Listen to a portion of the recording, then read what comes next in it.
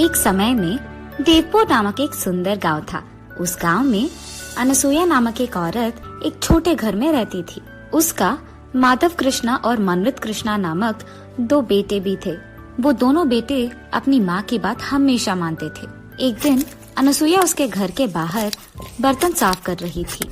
जोर की हवा आने के कारण उसके पड़ोसी घर से एक साड़ी उड़कर अनसुया के मुंह पे आती है।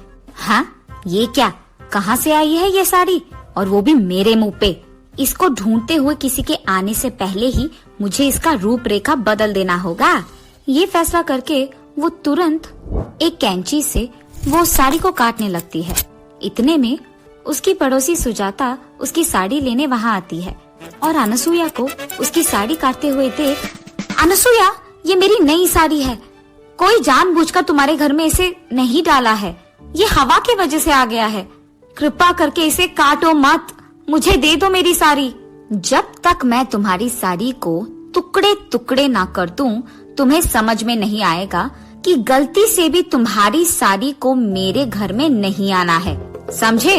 ये कह के वो उसके फैसले के अनुसार ही उस साड़ी को टुकड़ों में काट कर ही उसके पड़ोसी सुजाता को देती है। और क्योंकि सुजाता को अनसुया के बारे में पता है, वो कुछ ना कह पाती है और वहाँ से चुपचाप उन टुकड़ों को लेकर चले जाती है। ऐसे ही अनसुया उसके बुरे बर्ताव से उस गांव में सारे लोगों को हर दिन परेशान करती थी। एक दिन एक औरत उसके बेटे का विवाह का निमंत्रण देने के लिए अनसुया के घर आती है।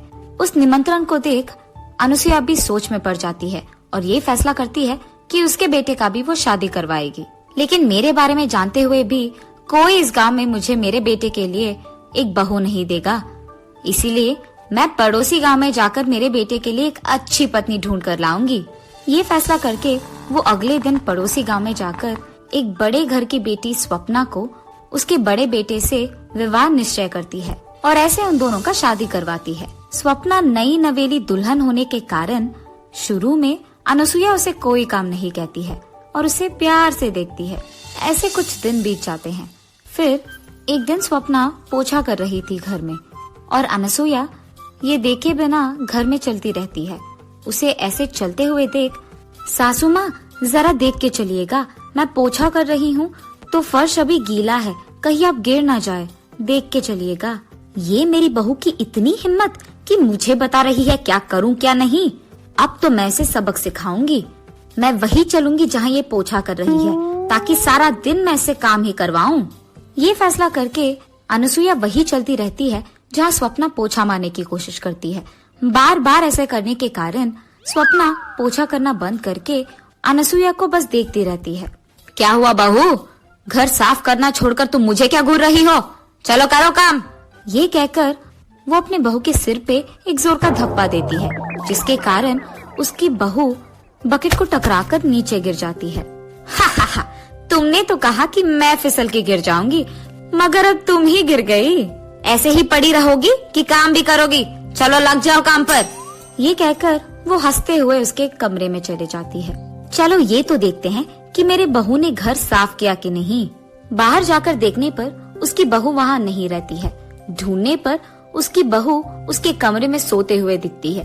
तब अनसुया वहाँ जाकर उसके कंबल को जोर से खींचती है, जिसके कारण उसकी बहू स्वप्ना नीचे गिर जाती है। हाँ, क्या हुआ सासू माँ? मैं सो रही थी और आपने मुझे नीचे गिरा दिया। तुम सो कैसे रही हो? तुमने क्या सोचा घर का काम हो गया? खाना कौन पकाएगा? जाकर खाना बनाओ। उसके ऐसे जोर से चिल्लाने के कारण स्वप्ना उठकर खाना बनाने में लग जाती है। ऐसे ही अनसुया हर रोज उसकी बहू स्वप्ना को कोई न कोई कारण लेकर उसे दुख पहुंचाती ही रहती थी और भला बुरा कहती थी। और दूसरी तरफ स्वप्ना उसकी सासू माँ को कुछ न कह पाने के कारण चुप ही रहती थी। ऐसे कुछ दिन बीत जाते हैं। एक दिन अनसुया उसके घर में टीवी देख रही थी और अचानक उसका छोटा बेटा शादी करके बहू को उसके साथ घर ले आता है। ये देख अनसुया चौंक जाती है। मनवित, मुझे तुमने एक भी बात बताए बिना शादी कर लिया? तुम क्या समझ रहे थे?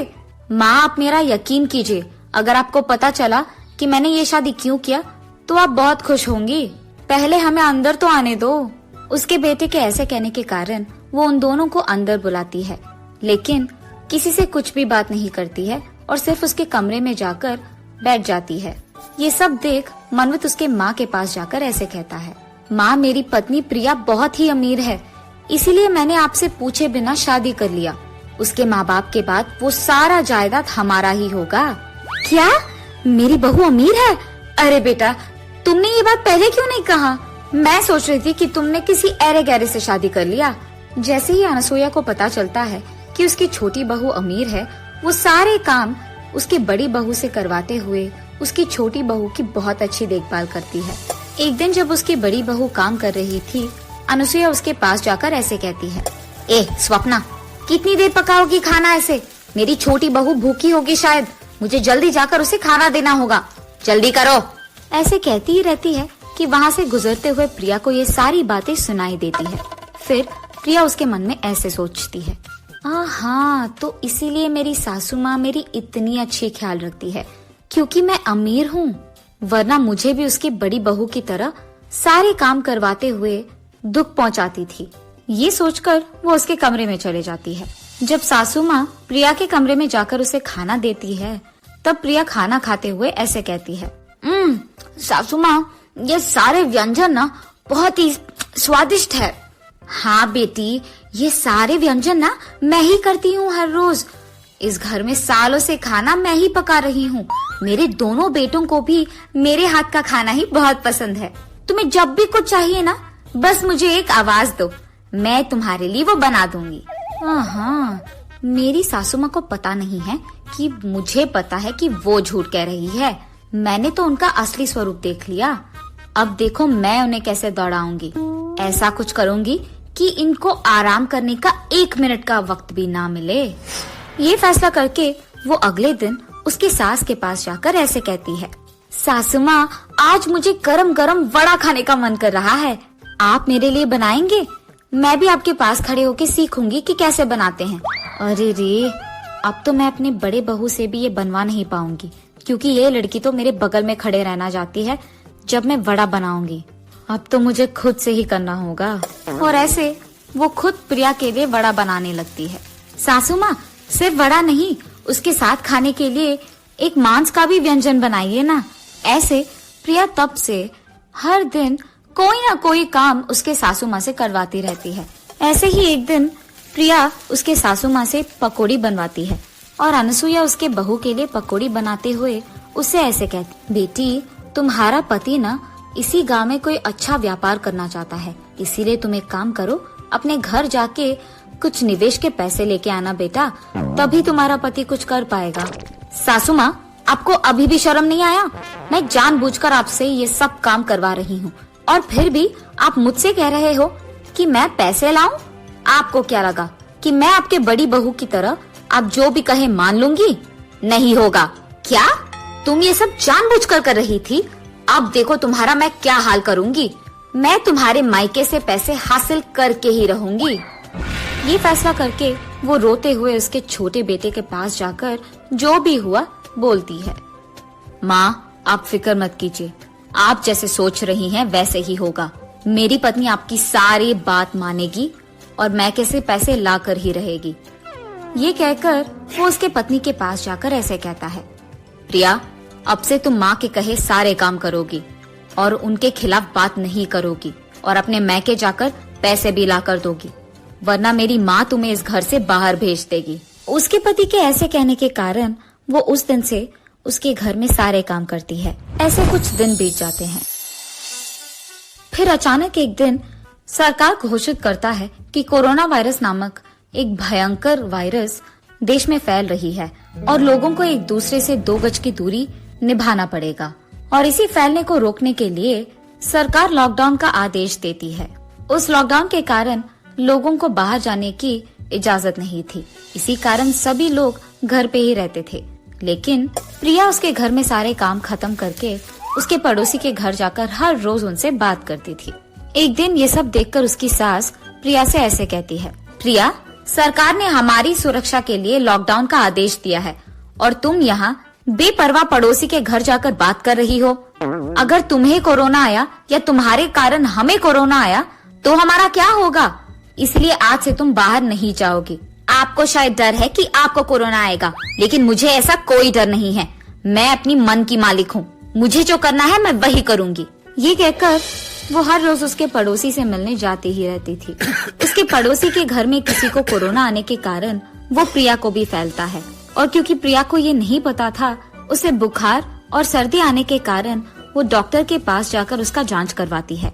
फिर डॉक्टर उससे कहता है कि उसे कोरोना वायरस आया है और इसे घर पे रहकर अच्छी खाना खाकर दवाइयाँ लेकर उसका ख्याल रखना होगा। प्रिया डर के कारण भला बुरा सोचने लगती है। ये सब मेरी सास के वजह से हुई है। अगर वो नहीं कहती कि मुझे कोरोना आएगा तो शायद ये नहीं होता। अब क्योंकि उसके कारण मुझे आया है, मैं ये देखूंगी कि मेरे कारण उसे भी आएगा। कम से कम तब वो चुप रहेगी और मुझे ये सब काम कहना छोड़ देगी। ये फैसला करके वो उसके घर वापस जाकर उसके ही हाथों से कॉफी बनाकर उसके सास को देती है, और इसी कारण अनुसुईया को भी कुछ ही दिनों में कोरोना वायरस आ जाता है। हा, सासू माँ, मुझे पता था कि आपको कोरोना आएगा। आप इतने बार कह रहे थे कि मुझे कोरोना आ जाएगा कि मेरे को आ गया, इसलिए मैंने अपने हाथों से कॉफी बनाकर आपको दिया ताकि आपको भी कोरोना आए। अब मुझे बहुत खुशी है। क्या? मैंने तो तुम्हारे भले के लिए कहा था कि तुम्हें कोरोना आएगा, लेकिन तुम इस हद तक गिर गई कि तुमने मुझे कोरोना जानबूझकर दिया। तुम कैसी औरत हो? उसके सास के ऐसे कहने के बावजूद वो उसके मायके चले जाती है, लेकिन जब उसके माँ बाप को पता चलता है कि प्रिया को कोरोना आया है तो वो उसे अंदर आने नहीं देते हैं, जिसके कारण उसे वापस उसके ससुराल ही जाना पड़ा।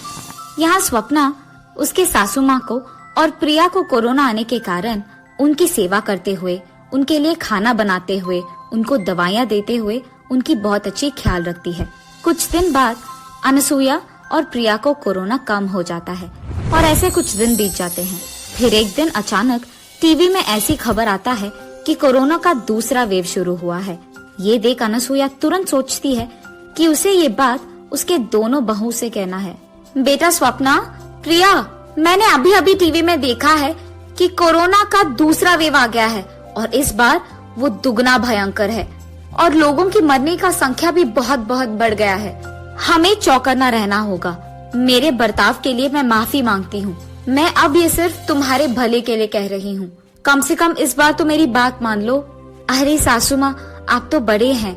आपने अगर हमें कुछ एक दो बात कह भी दिया तो कोई नहीं, हम समझ सकते हैं। आप हमारे भले के लिए तो कह रहे हैं। फिक्र मत कीजिएगा, हम इस बार ख्याल रखेंगे। हाँ बेटी स्वप्ना, मुझे पता है कि मैंने तुम्हें बहुत दुख दिया है, लेकिन फिर भी जब वक्त आया तो तुमने ही मेरा ख्याल रखा है बेटा।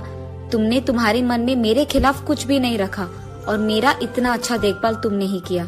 मुझे मेरे बर्ताव के लिए माफ कर दो बेटी। आइंदा मैं ऐसे कुछ नहीं करूँगी। सासू माँ, अब मुझे भी माफ कीजिए ना। मैंने अमीर होने के नाते बहुत गर्व से और अहंकार से आपसे बात किया है और ये अच्छा नहीं है। मुझे मेरी गलती का एहसास हो गया है और इस बार मैं ऐसे नहीं पेश आऊंगी। हम सब एक ही बात पे रहेंगे। अगर मैं आपकी बात सुनती तो मुझे कोरोना नहीं आता और ना ही मैं आपको कोरोना देती। अब मैं अपना सबक सीख गई, आइंदा ऐसे कभी नहीं करूंगी। ऐसे वो तीनों उनके बीच के फासलों को मिटाते हैं और हमेशा के लिए खुश रहते हैं। कुछ दिन के बाद कोरोना वायरस पूरा चले जाता है और सभी लोग खुशी से रहते हैं।